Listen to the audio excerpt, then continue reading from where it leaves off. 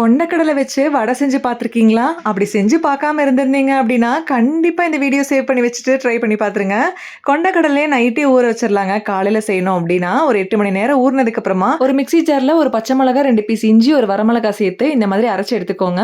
அது கூடவே ஊற வச்சிருந்த கொண்டைக்கடலையும் சேர்த்து நல்லா வந்து பல்ஸ் மோட்ல போட்டு அரைச்சு எடுத்துக்கோங்க. இந்த மாதிரி கொரகொரப்பா இருக்கணும். அப்பதான் நல்லா கிறிஸ்பியா வரும். இத அப்படியே ஒரு பவுலுக்கு நம்ம ட்ரான்ஸ்ஃபர் பண்ணி வச்சுக்கலாம். அது கூட ஒரு பெரிய வெங்காயத்த கட் பண்ணி சேர்த்துக்கோங்க. சின்னதா இருந்தது அப்படின்னா 2 வெங்காயம் கூட சேர்த்துக்கலாம். மல்லி இலை, கருவேப்பிலை நல்லா பொடியா நறுக்கி சேர்த்துட்டு, கொஞ்சமா பெருங்காயமும், உப்பும் வந்து சேர்த்து நல்லா இந்த மாதிரி கை வச்சே பிசைஞ்சு எடுத்துக்கோங்க.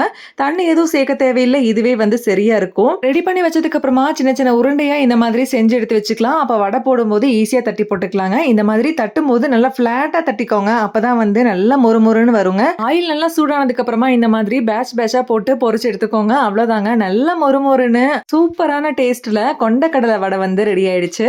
கண்டிப்பா ட்ரை பண்ணி பார்த்துட்டு எனக்கு கமெண்ட்ஸ்ல சொல்லுங்க. பாய்.